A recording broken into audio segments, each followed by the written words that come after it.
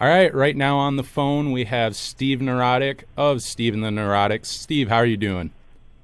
I'm doing great. How about yourself? Very good. Thank you very much for doing this. This is really the first interview that we will be doing on the Power Chord Hour, so I'm very excited for this. Well, this is the first interview that I'm doing for my new solo project, Steve and the Neurotics, as well. So we're in the same boat. Awesome. The great thing about you right now is you have a few things going on. So actually, what I want to start with is right now you have a Kickstarter going. You want to start a nonprofit record label. You want to talk a little bit about that? Yeah, well, actually, since August, in August, I released my first full-length solo album. It's called The End of Life as We Knew It, and all profits from that release are being split equally between three different charities, which are ASAN, the Autistic Self-Advocacy Network, the Animal Defense League of San Antonio, which is a no-kill shelter that's been in existence since 1934, and USO, which helps disabled vets and families of fallen veterans. So it started with that, and then I said, you know what? I said, I really do music. You know, for me, I've never done it for money. Any music I've ever done has never been about money or fame. It's kind of, you know, like my happy place. You know, it's what soothes me, what drives me. So I said, you know, I want to do music, you know, any music I do from now on for charity. And then, of course, we have another release coming up that I guess we're going to talk about that's also going to be for charity. And I said, you know, I pretty much, you know, I put both of these under the same name, which is Not-for-Profit Records. And I decided I want to try and make this a real label. I want to put out releases where 100% of the profits go to different charities. I don't want to just put out music, you know, of my own band. I want to put out music from other bands, other genres of music. You know, started off with doing splits where I pair like a known band with an unknown band on the split, so that, you know, not only does it raise music for different charities, but it also helps smaller, less known bands get exposure by being paired with larger bands. So it's accomplishing, you know, two goods in one. Yeah, I think that's I was reading on the Kickstarter page about that, kind of going with a known band and then a lesser known band, and I think that's a great idea because, yeah, you're reaching a broader audience by doing that. You're exposing the other band, all while, you know, the main focus, you're obviously doing this for charity, so the money gets out, people get what they want, and they also discover new music. So I mean, I think that's a great way of going about it, you know. And my other thing I wanted to ask, you know, doing the label, is this going to be mainly just you doing it, or are you going to have some help behind the scenes? For the most part, it's going to be me. I might have some friends, you know, help with sending out email blasts or, you know, tweeting stuff about it. I'm not going to mention specific names, but I've made friends with some prominent people, not just in the music industry, but you know, in other areas that have decent followings, and are going to help with promotion. But you know, all the work as far as, you know, running the label, sending out stuff, at least to start with, it's just going to be me. You know, hopefully this Kickstarter will get enough funding that you know, I can turn this into a proper label. You know, it costs a lot of money to get things trademarked and registered, get a nonprofit status, and you know, promotion. I want to put ads in prominent magazines where everybody will find out about the label and see it. such as I'd love to be able to afford an ad in something like alternative press. That would be huge, to have a nice ad in there. So that's the reason behind the Kickstarter is, to help get the label going, get all the, get everything registered, make it a good and proper, actual record label, not just, me putting out releases under a name and saying, oh, it's a label, Yeah. The other thing too, obviously you've been at this since the 90s. I mean, you have your other band, Shower with Goats. You kind of came from a time when I feel like comps were a really big thing, and I feel like people aren't really doing them anymore. Do you think maybe later on down the road with the label, you would maybe try to do some compilations? I might consider it. I actually did multiple comps back in the 90s, and they did well. I used to run, back at that time, it was one of the largest punk sites in the world. It was poppunk.com, which is a great domain name. And through a label called Nice Guy Records out of Ohio, we put out two comps, Pop Punk Fever and Pop Punk Fever 2, that were carried in a bunch of large stores such as Best Buy. And we, or I, pretty much did the same thing as I'm wanting to do as far as pairing large bands with small bands. I mean, we had, on the first one, we had, who was it? Yellow Card, the Juliana Theory, and Show Off, who were big at that time. We had an unreleased song from them. And then we had, a bunch of tiny bands on there. So people, of course, bought it, for the larger bands and got exposed to, unknown bands that were playing just, VFW halls and such. Oh, yeah. I actually didn't know that you put that out. I think I have the first one. If I don't have it, I have definitely seen that one in passing. And yeah, the first one is better. It's definitely better than the second one. But see, that's the thing that I wish people would bring comps back for. I guess I'm derailing it for a second, but well, not really, because it's what you're doing. The Kickstarter is you take a comp, and someone looks at the back of it and they go, oh, I know this band, and they buy it, and they know 2 bands out of 20. But then they listen to the whole thing and they get exposed to all these different bands. I mean, I still, to this day, I'm 24. I was not there for like any of this stuff. Most of these older, more obscure pop punk bands from like the 90s and stuff, that's me going, even like with old drive-through comps, going, oh, look, New Found Glory. Well, yeah, that's great, but now I listen to it and I discover Cousin Oliver, Unleaded Plus, Mother Mania. Just bunch of bands that no longer exist. Oh God, but, the music was great. Exactly. And, so yeah, I wanted to bring that up because, yeah, I think comps, same with the 7-inch split. I feel like those are somewhat popular right now, but I feel like they could get bigger. So I like the fact that you're doing the 7-inch splits, which, vinyl is making a big comeback. Believe it or not, record pressing plants are behind between 12 and 16 weeks.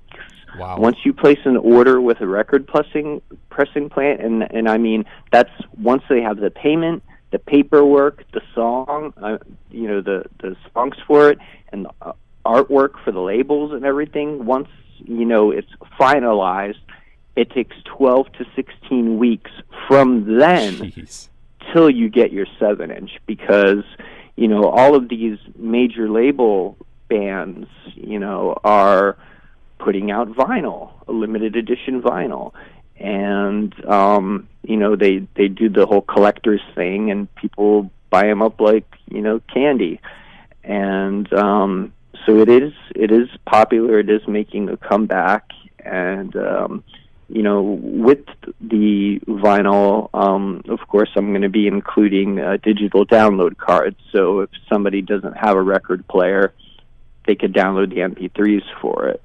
That's great. That is one of I buy quite a bit of vinyl, and that's always my pet peeve when there's no download card. I I absolutely hate when they don't put download cards. Obviously, I want to download that, so that's great that you're doing that. In this day and age, it's almost necessary. But real quick, in regards to compilations, I miss them. I thought they were great. The problem, I think, is the whole digital music era, and also the piracy of music. I mean, if you look hard enough on the internet, you could pretty much find any album for free and download it. And with comps, it's just kind of like it used to be worth it, to a lot of the comps that were put out like in the 90s were on unknown labels. People who never did anything in their lives, never put out any release, knew nothing about a record label, put out a comp. But now there's that risk of, am I going to get my money back at least? And in 99% of the cases, if you don't have the right connections, the answer is no. The scene has changed a lot since then. And I'm just finding that out now myself,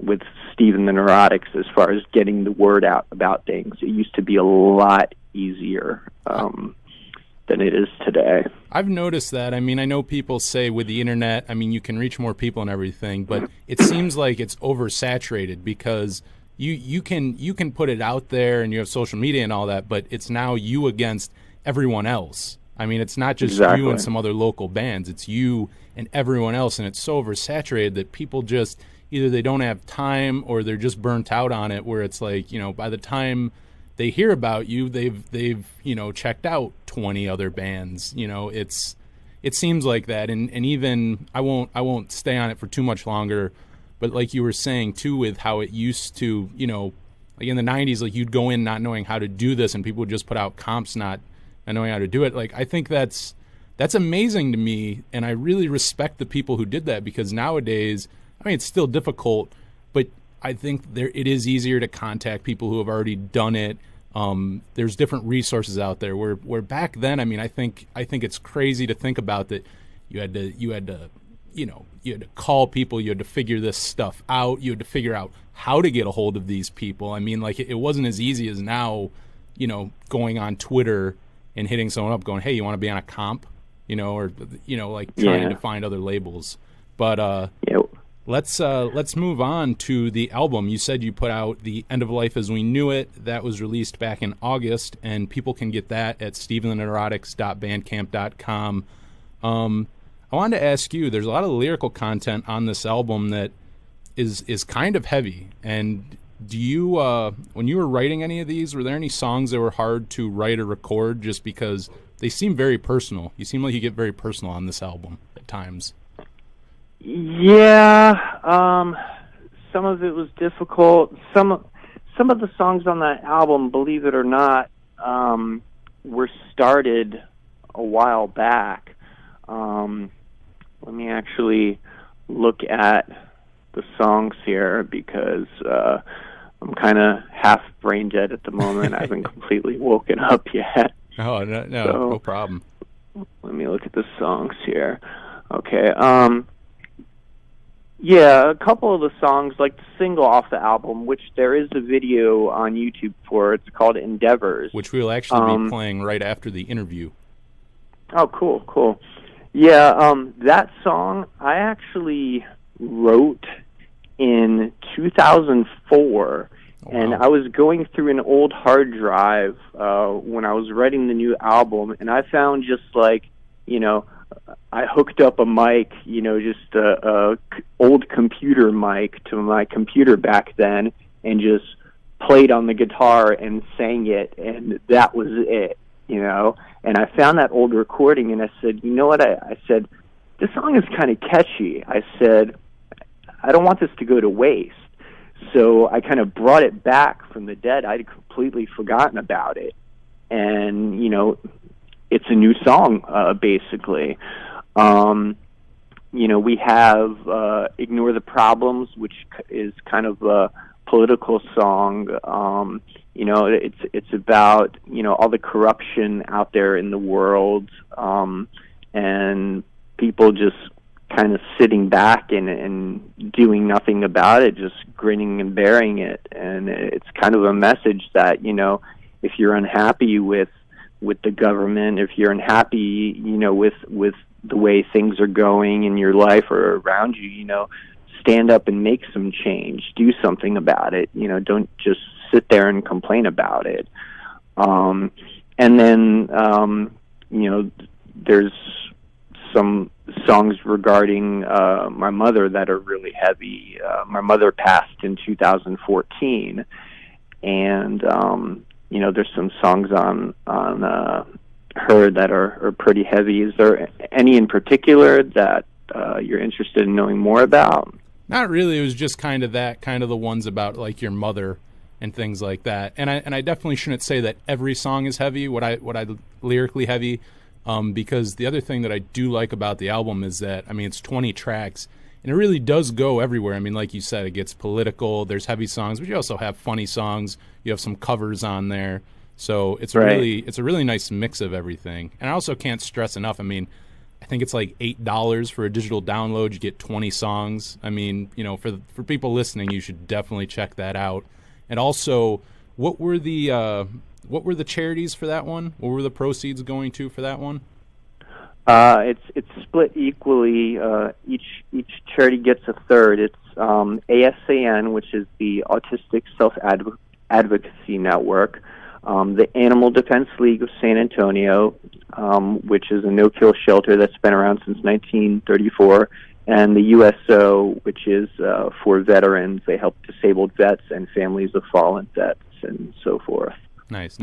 So, that's the other thing for people listening.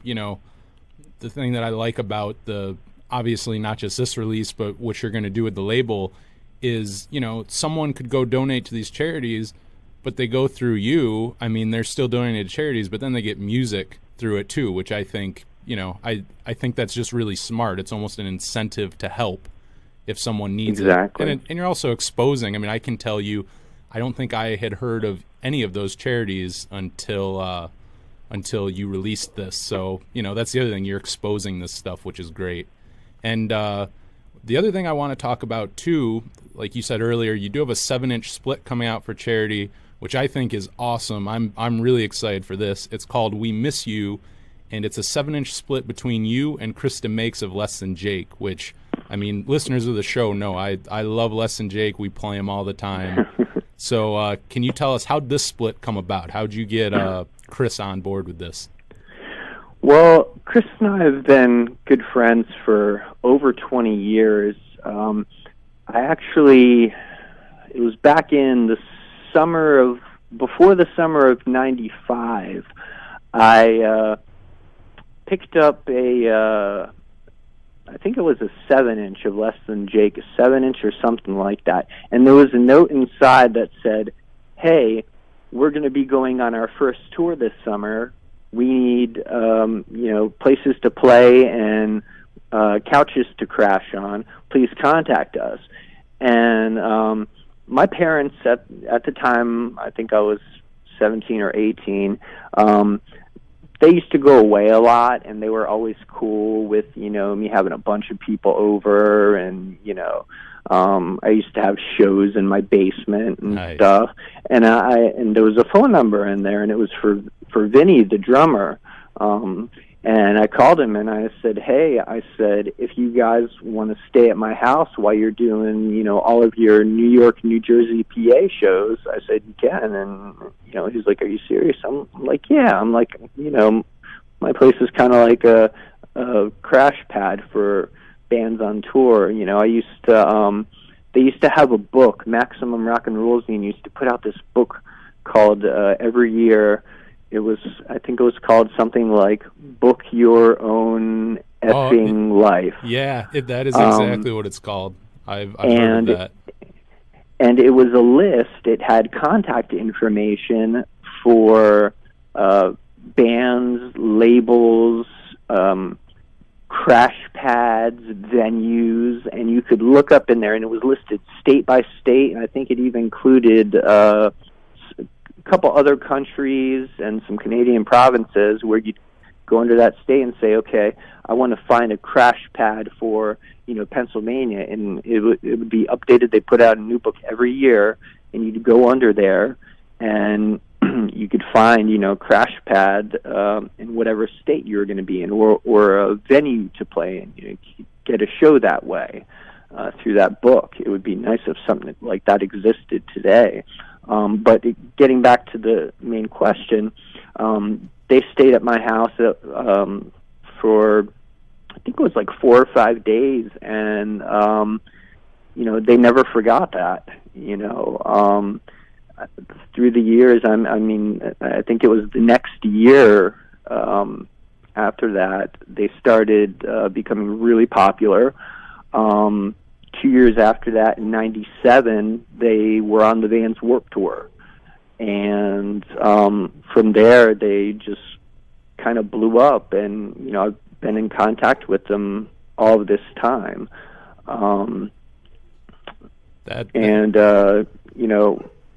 Especially Chris. Chris is kind of, been the one that I was always closest to.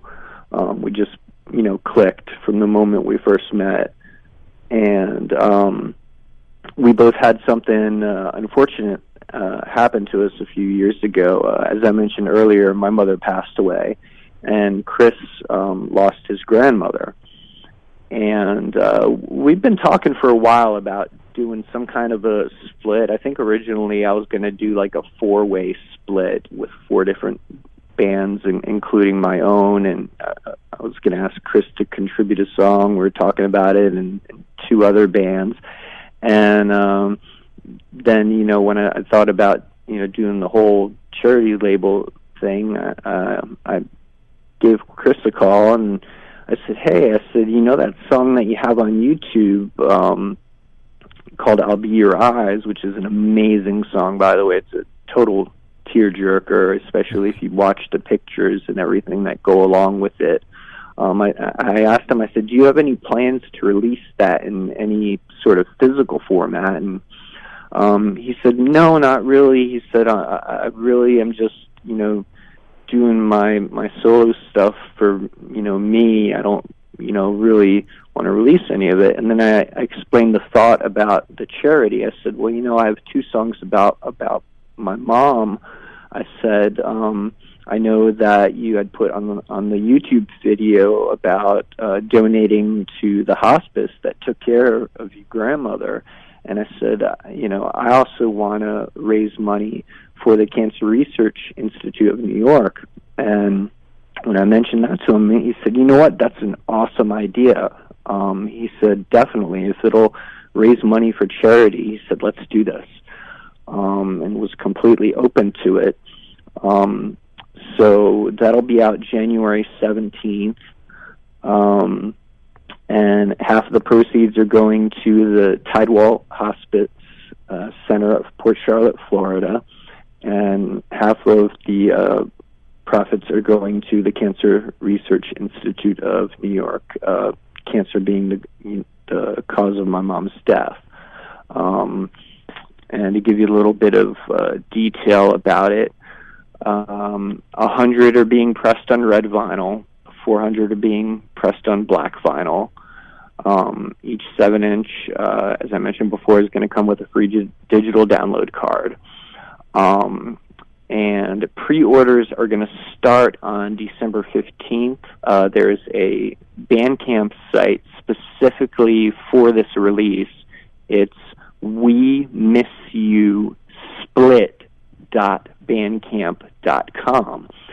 And when the pre-orders begin on the 15th, the first 50 people to pre-order will get a very limited edition variation, which includes an autographed cover. And there's also going to be a video about the release posted on YouTube and social media sites sometime around the pre-order date of December 15th. But the actual record doesn't come out until January 17th. That's awesome. That's it's cool that you're taking, I mean, obviously such a sad subject, something that happened, a very heavy subject, and you're helping others with it. During it, you guys are kind of coping through music, and with that, the money being made, you get to donate and help others. So I think that's great, and it's an easy sell too. I mean, not only is it going towards a great cause, you got Chris, you have you. I mean, anyone, including anyone listening to this show, probably already knows who Less Than Jake are and probably have interest in that. So, I mean, great demographic for it. Anyone listening should pick that up, as well as the End of Life as We Knew It. I mean, $8, going to charity, you get music. I think that's awesome what you're doing. Once again, for that, if you want that album, The End of Life as We Knew It, go to steventheneurotics.bandcamp.com. And before we let you go, I just do want to talk a little bit about Shower with Goats. Obviously, you're not doing a whole lot right now, but you guys started in '94 in New Jersey. And what I want to ask you is, as someone who wasn't there, obviously, like I said, I'm 24. I wasn't there. All I know about it, I've gotten off comps and the few people I've talked to. But to me, that era, that like punk and ska scene, specifically in New Jersey, it just seemed special. It seemed like there was a camaraderie around the bands. It seemed like the kids went out to the shows. They supported the scene. Everyone was kind of helping each other. Even label wise and putting stuff out. I mean, am I crazy, or did it feel like it was special at that time? It was special, but let's start off with the mid-'90s. The mid-'90s were really cool. Around the time when Shower with Goats started in '94, '95, I mean, it was awesome. Bands, would help each other out. Actually, the very first Shower with Goats show was in my living room with Less Than Jake. One of the shows that we did for their first tour while they were staying at my house was a show in my living room, and we were the first band to play. That was the very first Shower with Goats show. It was July 3rd, 1995 was the exact date. I'll never forget it. And there were several people from other local area pop punk bands that not only attended a show, but, played the show. And after they heard us play, they asked us if we wanted to be on some shows with them. And we're like, yeah, of course. Like, we never expected that. And what people don't know is we had been together for over a year and had actually recorded a demo before ever playing our first show. So we were, nice and tight. And by the time we played our first show and our second show, people, were like, where the hell did these guys come from? Like out of the woodwork. It's like we're playing our first and second show and already, we're completely tight. We've got, a professionally, studio recorded demo tape done. But people were very willing to help each other out, get each other on comps, get each other on each other's shows.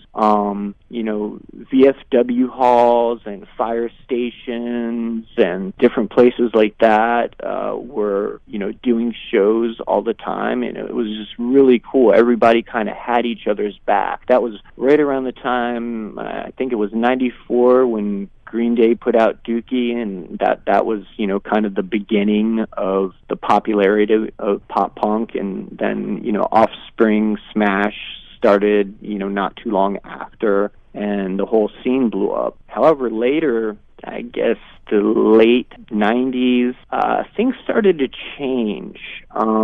There was a lot of labels that started, I call it, buying up bands. Especially in New Jersey, there was a lot of that. For example, Saves the Day. Chris Connolly, the singer from Saves the Day, was in a small punk band. He used to be in a small punk band called Seffler. Yeah, Seffler. And I like Seffler. They opened up for us at a show. And actually, at one show, Chris was a fill-in bass player for us because our bassist couldn't make that show.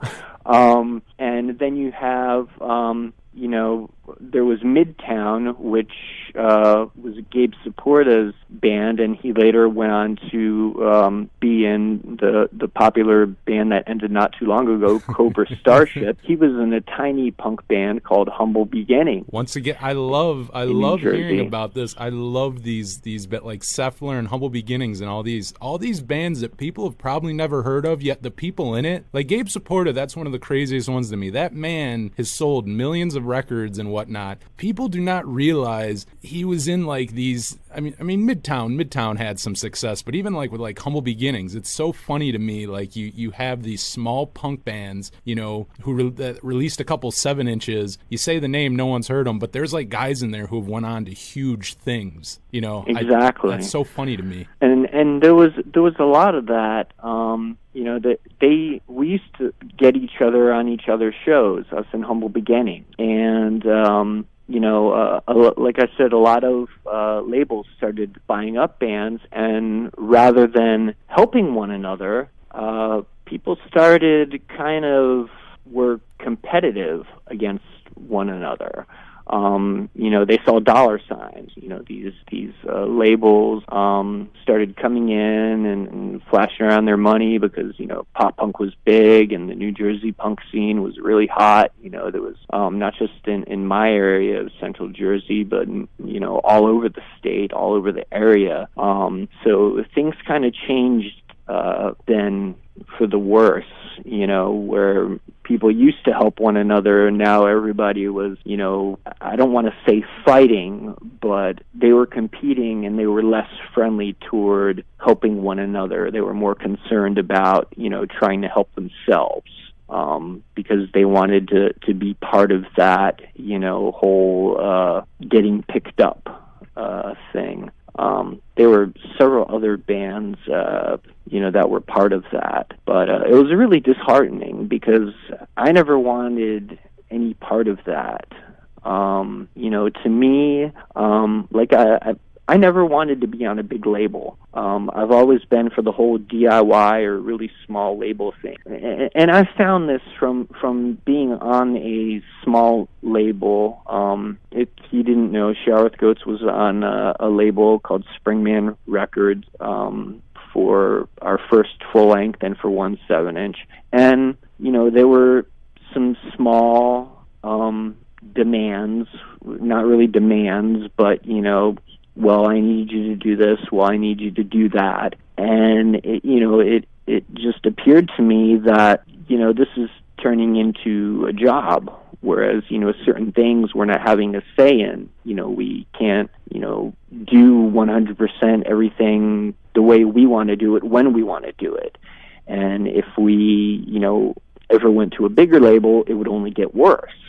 And like I mentioned earlier in the interview, music is kind of like my passion. It's you know, it's my peace, my solace, my happy place. I don't want my passion to turn into a job because most people don't like their jobs. And, you know, I don't want to be forced to do something with my music. I don't want to be told, you know, that you have to do this, you know, you have to play this a certain way, or you have to keep this sound a certain style, you know. So I wanted no part of that personally. And to be honest, if I can interrupt you for a second, I think you kind of win in the end with that, because like you were saying how, you know, labels were coming in with these, you know, getting these bands and stuff. A lot of times that didn't work out. A lot of times bands would break up after that because they didn't hit that success that labels thought they would. It could sometimes destroy bands, or I mean, you know, you kind of stay like where you are, where it's like you get your music out there, you do what you want, you do it on your own terms, and guess what? 20 years later, you're still releasing music. Yep, and there were some bands that I warned about a specific label or two. I'm not going to mention their name. You know, I'm not that type of person. You know, I don't want to say anything bad, you know, about particular labels or whatever. Understandable. But there were some bands that I had warned about a few labels that didn't listen to me, and later they found out the hard way, and they said, "Steve, you're right. They weren't good people. I should have listened to you. And, I don't know this for fact, but as you know, Less Than Jake, for their first couple albums, they had, I think one was on Capitol, Capitol. One was on Capitol, and one was on another. Wasn't Hello Rockview on a different label, or it was either Hello Rockview or I thought or Hello Anthem Rockview. I think Hello Rockview was still on Capitol. Anthem. And then they went back to Fat for Borders and Boundaries. Then they went back on a major for Anthem and In With the Out Crowd. And they've said it, multiple times. In With the Out Crowd, that was an album that the label forced them to make. Like, they talk about that. Yeah. They hate the sound of it. They hate everything about it because they were pretty much, we make this album or we're screwed as a band. Like, they were forced, And honestly, I don't know that Capitol ended that well either. I think that's why that says something when you put two albums out on a major, then all of a sudden you go back to Fat Records. They did end up buying the rights back, I believe, to most, if not all, of their albums. But like you said, that says something, that obviously they weren't happy. However, I did hear or see Chris DeMakes mention that he really liked In With the Out Crowd. So maybe it was just some members that were unhappy with it. But I like that album personally. What the funny thing about that is I love that album. I think the people who don't like it, I think, want a more straightforward ska record. But if you're into the pop punk aspect of Less Than Jake, which like I am, I think it's a great record. Same with Borders and Boundaries. People, for whatever reason, write that album off a lot. I absolutely love Borders and Boundaries. That may be my favorite Less Than Jake record. And I feel like people forget about that album. Yeah, yeah, they definitely do. Before we go, I do want to mention one more thing. I do have an older EP that is also on the Bandcamp site, StephenTheNeurotics.bandcamp.com, and it's kind of dark.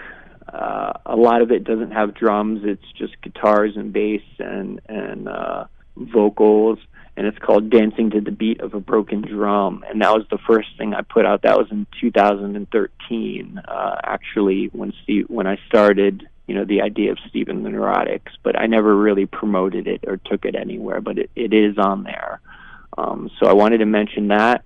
And I also wanted to mention that Chris DeMakes, who's doing that split with me that'll be out in January, is due to have a baby really? with his, I think it's either his girlfriend or his fiance. I'm not sure which one. And it's supposed to be within a couple weeks. Oh, wow. Congrats to him. I did not know that. Any other, anything else you want to plug, go right ahead. If you have any sites, social media, anything you want to get out there, feel free. Yeah, if you want to keep up to date on the Kickstarter link and up to date on any of the releases, like the split with Chris or my album, pretty much I'm on Twitter all the time. My Twitter is @SteveWithGoats. And anytime I have news, right now I think I have the non-profit record label Kickstarter thing pinned at the top. So if you go to my Twitter @SteveWithGoats, that's the first thing you'll see. I also have a Facebook page. It's facebook.com/Steven and their Neurotics. So you could find any info, any news on those two places. Awesome. So right now we are going to play Endeavors, which is the first track off of The End of Life as We Knew It. There's also a video for it out there. And check out Stephen the Neurotics and everything that he's doing. The Kickstarter, the new album, the split 7-inch. I mean, you got a lot going on right now, and I really want to thank you for doing this interview. Oh, no problem at all. Thank you. All right, thank you very much, man. All right, this is Stephen the Neurotics with Endeavors.